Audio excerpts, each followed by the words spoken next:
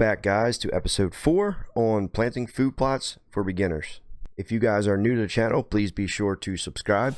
Click that bell notification so you guys never miss a video. Also drop a comment down below. If you guys have any questions regarding this video, I always respond to everybody's questions. Now, before we get into video 4, I just want to start out by saying food plots, land management, all this stuff isn't for everybody. It's not for everybody, and that's fine. This is specifically for people that have asked me to do these videos, and I'm trying to help you guys because each year more and more people get into food plots.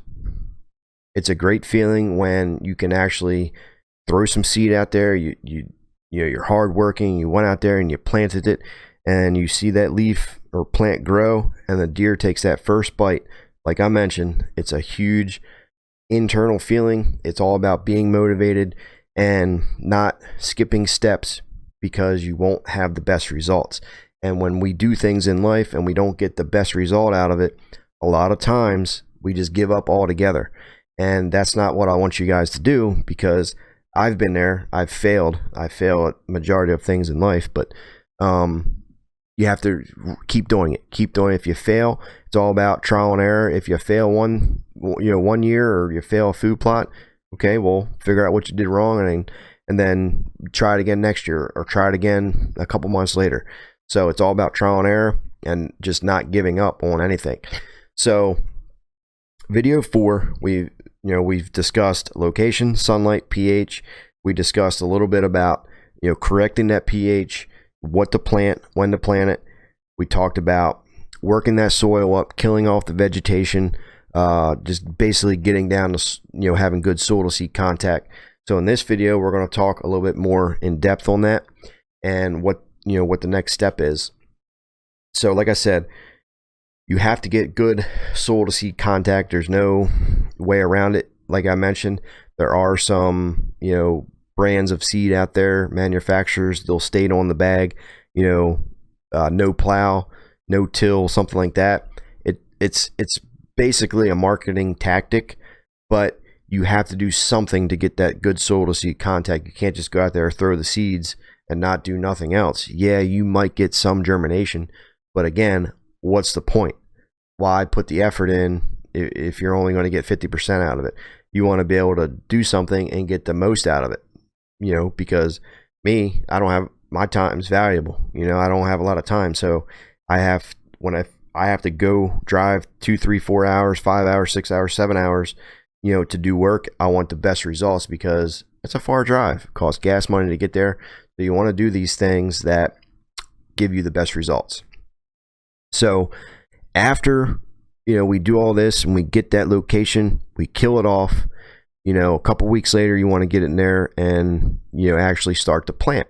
So like I said, whether you can use a rake, a weed whacker, a groundhog max, something to work that soil up to, and get in there and rough it up, it's time to plant. So what do you plant? Well, like I mentioned, I'm not an expert at that because I live in the Northeast. I don't get to travel, tons of different areas, but from my experience, what I've learned is if we're in the Northeast, somewhere Midwest, Northeast, majority of plants that you're going to want to use is clovers. Clovers, alfalfa, chicory, something of that sort, because it's a perennial. Perennials grow back every year. The key is to have something green and growing all year round, or as many months as possible. Down south, it's extremely hot. Clovers aren't going to be your best bet. So up here in the Northeast, we want to plant clovers, chicory, alfalfa. Alfalfa is very good. We're going to be planting that this year, 2019. For myself, we're going to plant a bunch of alfalfa. But if you're in the Northeast, clovers do very well. Now, for this, for spring planting, you can plant clovers in the fall, and they'll come back, the following year.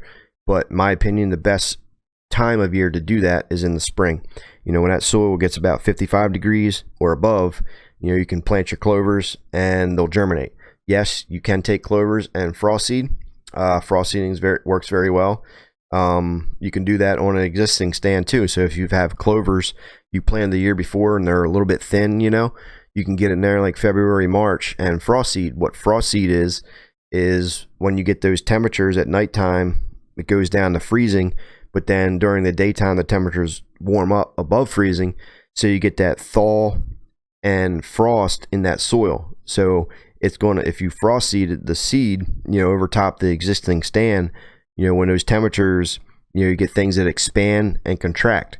So it's going to open up the soil and then contract the soil. So it's going to work those seeds in the soil, and then when the temperature or soil gets right around 55 degrees or so, it's going to start germinating. So you can frost seed.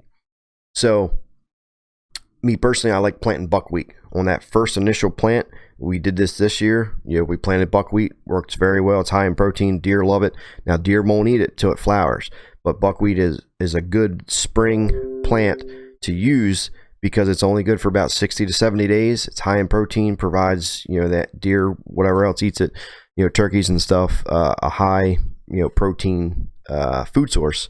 So that's a very good to plant. Alfalfa is very high in protein. Deer love alfalfa. Clovers, chicory, you can do a clover chicory mix. My suggestion to you, if this is your very first time planting something and it's a small area, okay, you want to get in there in springtime, plant a clover and chicory mix. Start out by planting that. It's a perennial. It'll grow year round.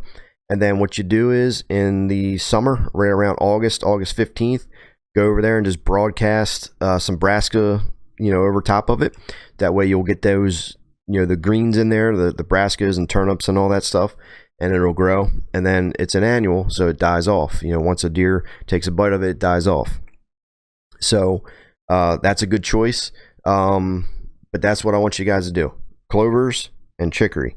You can do your buckwheat, in there first if you have a larger area, but have at least plant, if you have a larger area, at least plant a perennial. It grows back every year. You want something working for you when you're not there. You want something working for you year round on a food plot. Now, if you guys are just wanting to plant that kill plot for fall bow hunting over top of, then what you want to do is you want to plant greens, which is your brassicas, turnips, rape, things like that. But throw in some perennials. Throw in some clovers, throw in some chicory as well. Throw in some wheat, some winter wheat. Throw in some oats, something that grows back. If a deer takes a bite of it, it continues to grow. You see what I'm saying? So if you plant straight brassicas, a deer takes a bite of that, it's not going to grow. It's dead. It's nothing that it's not going to re-sprout and grow another leaf off of. Yeah, it's going to have several leaves on there, but when a deer takes a bite of that first leaf, that leaf does not grow back.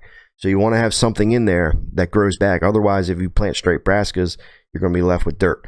But if you're wanting just to strictly hunt over it, you don't really care about having that food source to sustain the deer herd through the winter and all that other stuff, then yes, just go in there, pick an area, bow hunt out of, entry, exit, throw your brassicas in there, throw a little bit of clovers in there, throw a little bit of winter wheat in there, throw some oats in there, throw some rye in there. Something that's, if a deer takes a bite, it's going to continue to grow for you guys.